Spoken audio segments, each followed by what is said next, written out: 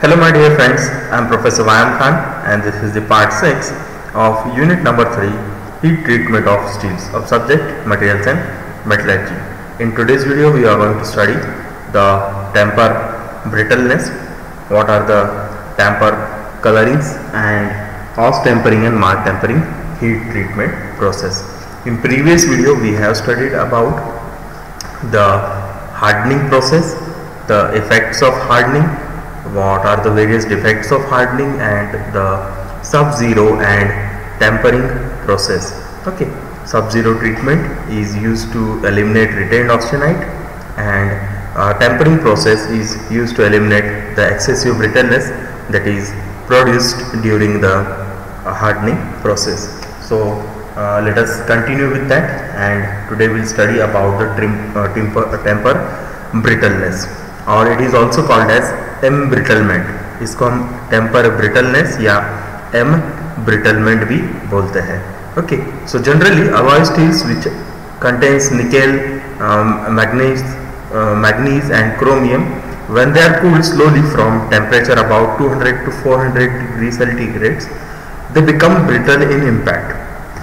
क्या होता है जब हम अलॉय स्टील का हार्डनिंग प्रोसेस करते हैं या इसके ऊपर टेम्परिंग करते हैं, तब 200 से 400 डिग्री सेल्सियस टेम्परेचर रेंज पे अगर हम वर्कआउट कर रहे हैं, उसको हीट कर रहे हैं, उसके ऊपर वर्किंग कर रहे हैं, और तब उसको अगर हमने स्लोली कूल किया रूम टेम्परेचर तक, okay, so if they are cooled up to 200 to 400 degree Celsius, तो ये जो स्टील्स है, ये जो अलॉय स्टील्स है, ये क्या हो जाते हैं, इम्पैक्ट इनके ऊपर अगर होता है कोई, या इनके ऊपर कोई इम्पैक्ट अगर गिरता है, तो इसकी वजह से वो क्या होते हैं, ब्रिटल बन जाते हैं, और जिसकी वजह से उनके अंदर फेलियर आता है. Okay, so this is probably because of precipitations of film on particles of carbides at grain boundaries. ये क्यों होता है? अगर जो ग्रेन बाउंड्रीज है पार्टिकल्स की, जो भी पार्टिकल्स है, इनकी ग्रेन बाउंड्रीज रहती है, इन ग्रेन बाउंड्रीज पे अगर फिल्म्स फॉर्म हो जाए, मतलब प्रेसिपिटेट्स अगर फॉर्म हो जाए, जैसे कि अगर ये ग्रेन है, ओके, इस ग्रेन के आजू बाजू में अगर प्रेसिपिटेट्स अगर फॉर्म हो जाते हैं, फिल्म अगर फॉर्म होती है, ओके, सो ये फिल्म क्या करती है, ये फिल्म की वजह से उनके अंदर ब्रिटलनेस प्रोड्यूस होती है ड्यूरिंग द इम्पैक्ट. ओके, अब ये क्यों होता है? ये टेम्परिंग प्रोसेस के दौरान का एक डिफेक्ट है, टेम्पर ब्रिटलनेस. ओके, अब जो कार्बाइड की ग्रेन बाउंड्रीज है, इनके ऊपर अगर फिल्म फॉर्म होती है, सो वो ब्रिटल बन जाते हैं, and due to this temper brittleness जो टेंसाइल स्ट्रेंथ है, जो भी डक्टिलिटी है, ये बहुत ज़्यादा अफेक्ट नहीं होती. It is not seriously affected, but there is reduction in impact value and intercrystalline fracture occurs. मतलब इसके डक्टिलिटी और टेंसाइल स्ट्रेंथ के ऊपर तो कोई फर्क नहीं गिरता, पर इस टेम्पर ब्रिटलनेस डिफेक्ट की वजह से, इस टेम्पर ब्रिटलनेस फेनोमेनन की वजह से क्या होता है कि जो आपके इंटरक्रिस्टलाइन फ्रैक्चर है वो प्रोड्यूस होते हैं. मतलब ये ग्रेन है, इसकी ग्रेन, इस ग्रेन की बाजू में दूसरा ग्रेन अगर है, इसके बाजू में तीसरा ग्रेन अगर है, इसके बाजू में अगर चौथा ग्रेन है, ओके, और इसके ऊपर प्रेसिपिटेट्स अगर है, तो ये एक दूसरे से जब कनेक्ट होते हैं और जब इनके ऊपर इम्पैक्ट आता है, तब इनके अंदर क्या होता है कि फ्रैक्चर्स, इंटरक्रिस्टलाइन फ्रैक्चर्स प्रोड्यूस होते हैं, और उसकी इम्पैक्ट वैल्यू भी जो है तो वो बहुत रिड्यूस हो जाती है. अब ये कंपनसेट करने के लिए हम क्या कर सकते हैं कि कंपोनेंट्स जो है उनको हम वाटर क्वेंच्ड अगर करें, तो ये इशू जो है ये क्या हो सकता है, रिड्यूस हो सकता है. सो टेम्पर ब्रिटलनेस अगर हमको ये करना है, रिमूव करना है, अगर ये जो ब्रिटलनेस प्रोड्यूस होने वाली है इम्पैक्ट की वजह से, ये अगर हमको एलिमिनेट करना है, so we can quench the work pieces in water and it can eliminate this defect. इसके अलावा और इसको कंपनसेट करने के लिए हम 0.5% मॉलिबेडिनम जो है वो स्टील के अंदर क्या कर सकते हैं, ऐड कर सकते हैं. मतलब जो आप कास्टिंग कर रहे हैं इस अलॉय स्टील का, तो तब आप क्या कर सकते हैं, इसके अंदर 0.5% मॉलिबेडिनम ऐड कर सकते हैं, जिसकी वजह से जो डक्टिलिटी है वो मेंटेन रहती है, उसकी स्ट्रेंथ मेंटेन रहती है, और इम्पैक्ट वैल्यू भी मेंटेन रहता है. Okay, so this can also eliminate this temper brittleness. So this is one of the defects of tempering process. Then there is your tempering colors. Okay, अभी tempering colors क्या है? This is very important for a metallurgist. अगर कोई metallurgist है कोई metallurgy में काम कर रहा है, कोई हीट ट्रीटमेंट में काम कर रहा है, सो उसके लिए ये बहुत इम्पॉर्टेंट चीज़ है, क्योंकि इस कलर्स की वजह से आप आइडेंटिफाई कर सकते हैं कि मटेरियल्स में या जो भी स्टील्स है उसके अंदर कौन से टेम्परेचर रेंज पे वो स्टील अभी प्रेजेंट है, या उसके अंदर कितना टेम्परेचर है, कितनी हीट है, ये आप इन कलर्स के ऊपर से आइडेंटिफाई कर सकते हैं। So in tempering there is need to control accurate temperature. जो टेम्परिंग प्रोसेस है देखो, सो इस टेम्परिंग प्रोसेस में जो टेम्परेचर्स है they need to be control very accurately. जैसे लो टेम्परेचर के लिए 100 से 200 है, ओके, मीडियम के लिए 200 से हमारा यस 200 से 500 डिग्री सेल्सियस है, okay. Then for high temperature it is around 500 to 700, okay. So ये जो टेम्परेचर रेंज है ये एक्यूरेट मेंटेन करना बहुत ज़रूरी है, because they are responsible for converting the respective microstructure into the respective products। मतलब जो माइक्रोस्ट्रक्चर इसको चेंज करने के लिए ही टेम्परेचर रेंज बहुत इंपॉर्टेंट है, okay. So as the temperature range varies it gives wide range of change in properties. और ये जैसे जैसे वेरी होता है टेम्परेचर वैसे वैसे प्रॉपर्टीज में हमको चेंज देखने मिलते हैं। जैसे कि अगर लो टेम्परेचर पे टेम्परिंग की जाए, मतलब लो टेम्परेचर टेम्परिंग अगर है, सो ये मटेरियल ज़्यादा हार्ड रहता है as compare with the high temperature tempering. High temperature वाले से ज़्यादा हार्ड रहता है, ओके। बट वही जो हाई टेम्परेचर वाला है वही ज़्यादा डक्टाइल रहता है, वो ज़्यादा टफ रहता है as compare with the low temperature. So according to temperature range there is changes in the properties, okay। As the steel is heated, the oxide film begins to form on the surface of the component। Initially जो oxide films है, जैसे आप heat करते हो उसके ऊपर आपको थोड़ी सी लेयर्स नज़र आएंगी।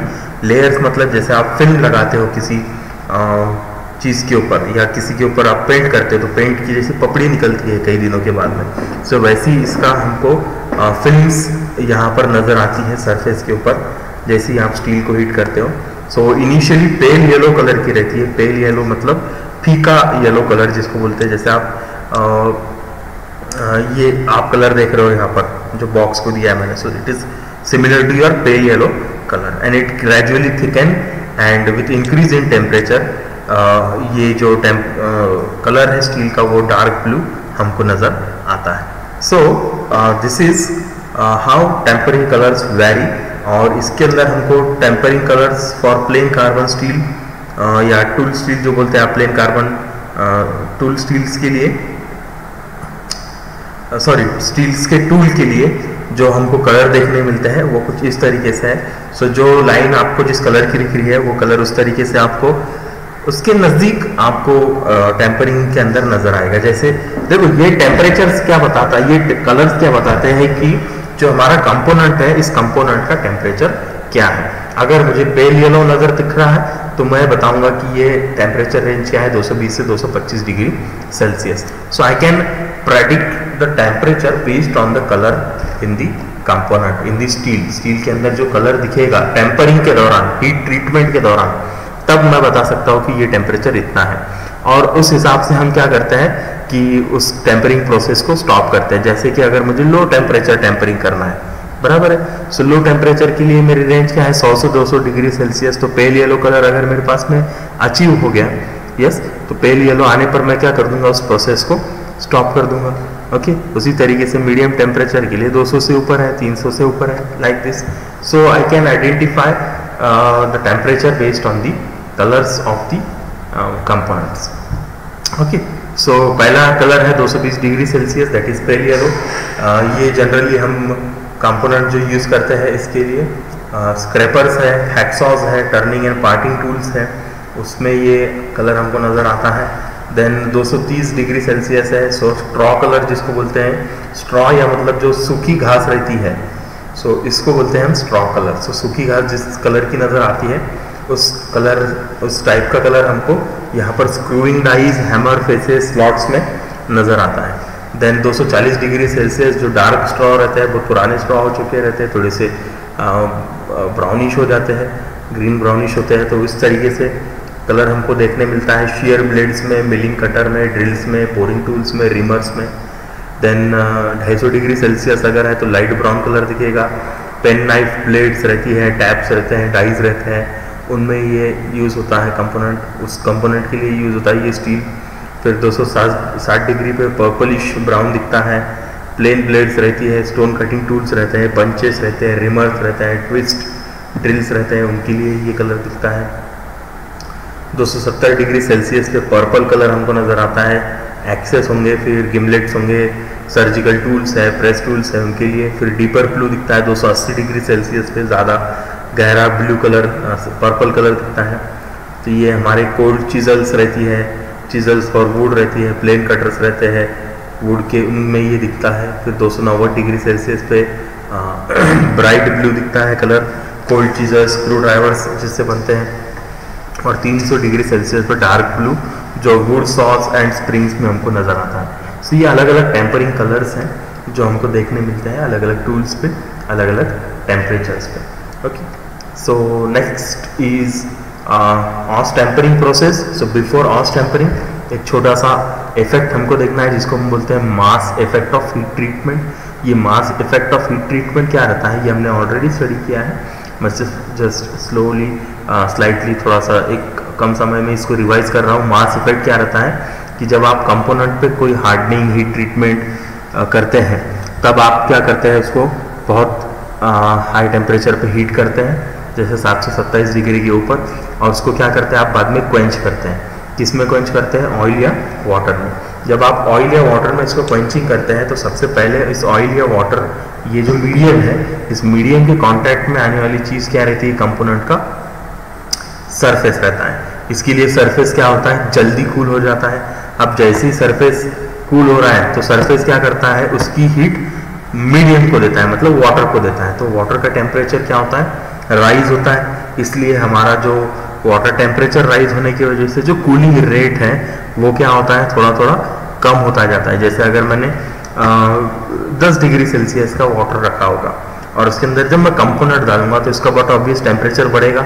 तो बट ऑब्वियस कूलिंग रेट जैसे जैसे टाइम आगे जाएगा वो क्या होता जाएगा? कूलिंग रेट कम होता जाएगा। ओके, अब इसकी वजह से क्या होता है कि कूलिंग जो है वो कोर तक पहुंचने में समय लगता है, मतलब कोर को ठंडा होने में समय लगता है। अगर ये कंपोनेंट है, ओके, ये अगर एक सर्कुलर कंपोनेंट है, सो इस सर्कुलर कंपोनेंट में हमको, ये अगर कंपोनेंट है तो इसमें ये जो सरफेस है, ये सरफेस क्या होगा? जल्दी कूल होगा क्योंकि ये मीडियम के कांटेक्ट में है। वही ये जो बीच का जो कोर है, ये बीच का जो पोर्शन है, ये कूल होने के लिए समय लगेगा क्योंकि यहाँ तक कूलिंग पहुँचने में टाइम लग रहा है। ओके, इसी इफेक्ट को बोलते हैं mass effect of heat treatment. इसी इफेक्ट को क्या बोलते हैं? Mass effect of heat treatment. Okay, so इसलिए ये जो कोर है इसका कूलिंग रेट अलग है। तो कई बार कोर में हमको अलग माइक्रो स्ट्रक्चर देखने मिलता है as compare with the surface. कई बार ये रिक्वायर्ड है ये चीज़ होना कि सरफेस ज़्यादा हार्ड हो, कोर सॉफ्ट हो, और कई बार ये रिक्वायर्ड नहीं है। तो उसके हिसाब से हम क्या करते हैं, जैसा हमारा रिक्वायरमेंट है उस हिसाब से इस कंपोनेंट में चेंजेस कर लेते हैं। Okay, so let's study about aus tempering. Aus tempering नाम आता है ऑस्टेनाइट से, मतलब ऑस्टेनाइट का क्या करना है? टेम्परिंग करना है। सो ये ऑस्टेनाइट या ऑस टेम्परिंग प्रोसेस कैसी की जाती है? तो ये 2 स्टेज हीट ट्रीटमेंट टाइप है। 2 स्टेजेस में होता है ये हीट ट्रीटमेंट। इसमें हम क्या करते हैं? कंपोनेंट को जनरली 727 डिग्री सेल्सियस के ऊपर हीट करते हैं, वहाँ पर होल्ड किया जाता है कुछ टाइम पीरियड के लिए। जैसे हमारा टाइम पीरियड 25 mm थिकनेस के लिए 1 घंटा है, तो इसी तरीके से यहाँ पर भी इसको होल्ड किया जाता है कुछ समय के लिए। और जो कंपोनेंट है उस कंपोनेंट को हम क्या करते हैं? रैपिडली कूल करते हैं। रैपिडली कूल करना मतलब क्या? लेस देन CCR में क्या करते हैं? हम उसको कूल करते हैं। मतलब ये अगर CCR इस तरीके से जा रहा है, क्रिटिकल कूलिंग रेट, तो उससे कम कूलिंग रेट पे, मतलब उससे और फास्टर कूलिंग रेट पे हम क्या करते हैं? कंपोनेंट को कूल करते हैं। कहाँ तक कूल करते हैं? In between the nose. ये जो नोज है, ये जो नोज है IT कर्व का, और ये मार्टेनसाइट स्टार्ट टेम्परेचर जो है, इस टेम्परेचर रेंज के बीच में तक हम क्या करते हैं? उसको कूल करते हैं। So components are cooled rapidly below the nose and above the martensite start temperature. Okay, जैसे ये बीच में तक। ओके, अब यहाँ पर कूल करने पर हम क्या करते हैं, वो कूलिंग रोकते हैं मतलब क्या करते हैं, उस कंपोनेंट को एक सॉल्ट बाथ में रखा जाता है। ओके, ये सॉल्ट बाथ एक स्पेसिफिक टेम्परेचर पे मेंटेन रहता है। सो ये जो टेम्परेचर रहेगा, इस टेम्परेचर पे हम क्या करेंगे, कंपोनेंट को लाएंगे और सॉल्ट बाथ के अंदर रख देंगे। ओके, अब जिस वजह से क्या होता है कि ये जो सॉल्ट बाथ है इस टेम्परेचर रेंज पे रखा हुआ, इसमें जब हम कंपोनेंट डालते हैं, सो this is the temperature range in which the bainite transformation happens, जिसमें बेनाइट ट्रांसफॉर्मेशन क्या होता है, हैपन होता है। मतलब यहाँ पर जो ट्रांसफॉर्मेशन होगा, it will be isothermal transformation, मतलब कांस्टेंट टेम्परेचर पे होगा। तो यहाँ पर मेरा बेनाइट का फॉर्मेशन स्टार्ट हो जाएगा और यहाँ पर बेनाइट का फॉर्मेशन खत्म हो जाएगा। ओके, सो ये सॉल्ट बाथ में क्या होता है, हमारा माइक्रोस्ट्रक्चर ऑस्टेनाइट से कन्वर्ट होता है बेनाइट के अंदर। ओके, अब ये बेनाइट ट्रांसफॉर्मेशन इस सॉल्ट बाथ में हो रहा है, एक स्पेसिफिक टेम्परेचर पे हो रहा है, इसके लिए हम उसको आइसोथर्मल ट्रांसफॉर्मेशन बोल रहे हैं। ओके, सो ये सॉल्ट बाथ से बाद में कंपोनेंट्स निकाले जाते हैं और उनको एयर या फिर ऑयल कूल किया जाता है। इसको हम कैसा कूल करते हैं, एयर में या फिर ऑयल में कूल करते हैं, जिसकी वजह से ये जो बेनाइट है ये हार्ड हो जाता है या फिर जो आपका कंपोनेंट है वो सॉलिड बन जाता है। ओके, अब ये जो बेनाइट ट्रांसफॉर्मेशन है ये आइसोथर्मल में ही आप ऑब्टेन कर सकते हैं। It can not be obtain in continuous cooling transformation. Okay, so therefore अगर हम ऑस टेम्परिंग कर रहे हैं, it is kind of isothermal transformation. Process कैसी है तो मैंने आपको अभी बताया है, heating components up to austenitic temperature 727 तक, फिर इसको रैपिडली कूल करो 200 से 400 डिग्री सेल्सियस तक। ये 200 से 400 डिग्री सेल्सियस के रेंज तक उसको कूल करना है। ओके, आइदर हमारा मीडियम ऑयल रहेगा या फिर एयर रहेगा। ओके, फिर उसके बाद में ये जो कंपोनेंट्स हैं, इन कंपोनेंट्स को हम क्या करते हैं, सॉल्ट बाथ में रखते हैं फॉर सेवरल आवर्स, कुछ घंटों के लिए, और उसको वापस से एयर कूल किया जाता है। अब इसकी वजह से जो भी ऑस्टेनाइट है, गामा ऑस्टेनाइट, इसका कन्वर्जन हो जाता है बेनाइट में। And this is the process which is also called as 100% transformation. ये 100% हीट ट्रीटमेंट इसको बोला जाता है। ये एक स्पेसिफिक वर्ड मैं आपके लिए यूज कर रहा हूँ यहाँ पर, इसको बोलते हैं 100% हीट ट्रीटमेंट ट्रांसफॉर्मेशन। मतलब इसके अंदर जो भी गामा ऑस्टेनाइट है वो 100% कन्वर्ट होता है बेनाइट में। इसमें कोई भी गामा ऑस्टेनाइट या रिटेन ऑस्टेनाइट के चांसेस नहीं है।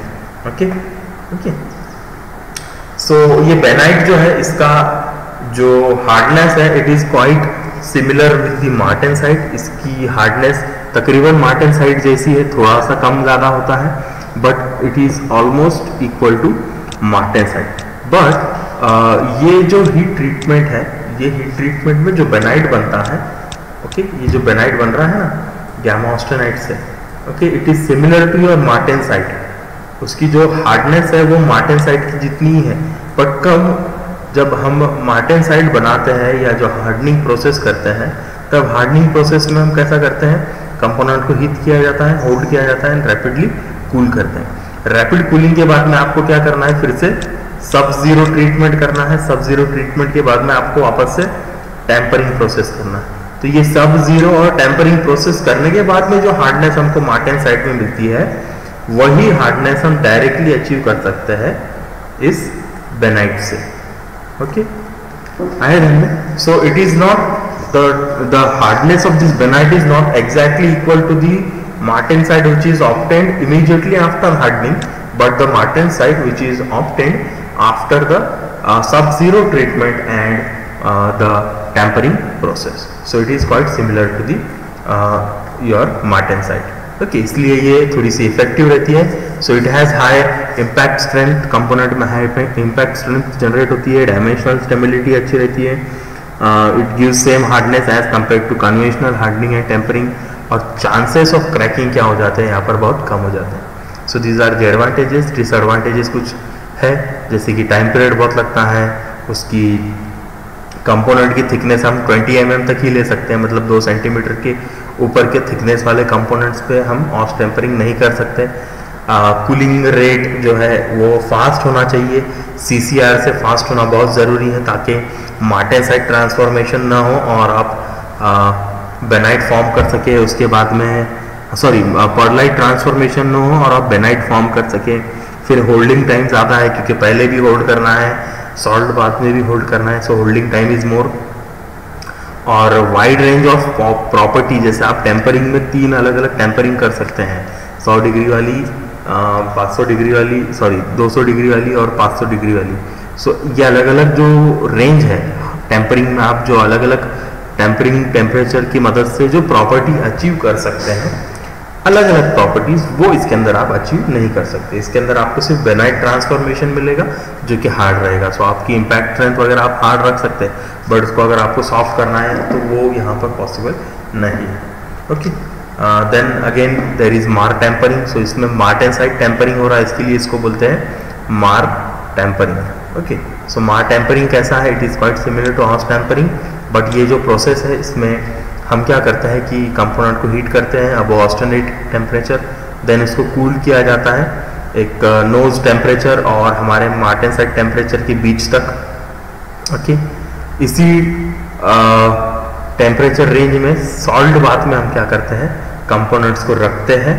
ओके, एंड देन अगेन उनको एयर या फिर ऑयल कूल किया जाता है, इनको एयर या फिर ऑयल कूल किया जाता है।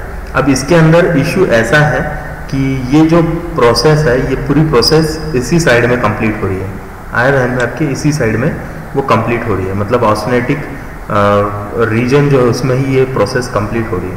ओके, सो इसमें जो हमारा कंपोनेंट फॉर्म होता है, इट इज़ नॉट बेनाइट। देखो ये जो प्रोसेस है इसके अंदर हम बेनाइट बेनाइट ट्रांसफॉर्मेशन में क्या कर रहे हैं, हम एंटर कर रहे हैं, जैसे यहाँ पर स्टार्ट होगा यहाँ पर फिनिश होगा। इसके अंदर वैसा नहीं है, इसके अंदर हम क्या कर रहे हैं, ऑस्टेनेटिक टेम्परेचर रेंज पर ही उसको कूल कर रहे हैं, देन उसको उसी टेम्परेचर रेंज में होल्ड कर रहे हैं, उसी रीजन में होल्ड कर रहे हैं, and then again they are cooled with air और oil, but they are cooled again less than CCR, मतलब CCR से फास्टर कूलिंग उसका किया है। तो इसकी वजह से क्या हो रहा है कि जो मार्टेनसाइट स्टार्ट है वो होगा और मार्टेनसाइट फिनिश है वो होगा, मतलब इसके अंदर जो गैमा ऑस्टेनाइट है वो कन्वर्ट हो जाएगा martensite. Okay, so again martensite बन रहा है तो इसको फिर से टेम्परिंग प्रोसेस की ज़रूरत है, इसके लिए इसको टेम्परिंग प्रोसेस भी करनी पड़ती है, इसके लिए इसको बोलते हैं मार टेम्परिंग। ओके, अब ये martempering is a kind of process in which interrupted quenching is performed. इसके अंदर हम क्या करते हैं, इंटरप्टेड क्वेंचिंग करते हैं, जैसे हम हार्डनिंग में क्वेंचिंग करते हैं। हार्डनिंग में क्वेंच कैसे किया जाता है, लाइक दिस। ओके, इस तरीके से वो क्वेंचिंग रहता है, फास्टर कूलिंग होता है, बराबर है। इसके अंदर वैसा नहीं, इसके अंदर इंटरप्टेड है। इंटरप्टेड मतलब पहले कुछ रीजन तक कूल करेंगे, फिर होल्ड करेंगे, फिर से कूल करेंगे। इसके वजह से क्या होता है कि जो क्रैकिंग है, जो फास्ट कंटिन्यूस कूलिंग में प्रोड्यूस होती है, वो क्रैकिंग इसके अंदर प्रोड्यूस नहीं होती। वेर एज जो हमारा प्रोडक्ट है, जो हमको माइक्रोस्ट्रक्चर फाइनली मिलता है, वो फिर से मार्टेनसाइट ही मिलता है, बट इसके अंदर हमको क्रैकिंग जो डायमेंशनल स्टेबिलिटी है वो अच्छी मिलती है, क्रैकिंग नहीं दिखती, and components are better as compared with the hardening. Okay, so after heating components they are quenched up to a specific temperature range, then they are again held in a salt bath until it reaches temperature of the bath। जैसे वो temperature पे reach हो जाएंगे component bath के, फिर से क्या करते हैं, उसको हम एयर या फिर ऑयल कूल करते हैं, जिसकी वजह से ऑस्टेनाइट कन्वर्ट होता है martensite. Okay, so this is how your process happens. What are the advantages? Distortion कम देखने मिलता है, इसके लिए डायमेंशनल स्टेबिलिटी अच्छी है, क्वेंचिंग नहीं होता है, क्रैकिंग नहीं होता है। ओके, और वॉल्यूम जो है वो कम चेंज होता है। ओके, तो रैपेज वगैरह आपको यहाँ पर देखने नहीं मिलता। देन डिसएडवांटेज क्या है, फिर से टेम्परिंग करना ज़रूरी है। ओके, टाइम कंज्यूमिंग प्रोसेस है और cooling rate must be higher, faster cooling होना बहुत ज़रूरी है। अब इसके एप्लीकेशंस क्या है, तो एप्लीकेशन है लो अलॉय स्टील कंपोनेंट्स के लिए ये प्रोसेस की जाती है, हाई कार्बन स्टील कंपोनेंट्स के लिए की जाती है। ऑस टेम्परिंग के क्या एडवांटेजेस हैं, डिसएडवांटेजेस है, वो हमने देखे। ओके, सो ऑस टेम्परिंग की भी एप्लीकेशन कुछ इसी तरीके से है। Okay, so this was all about tempering colours, tempering brittleness, aus tempering, mar tempering. In next video will B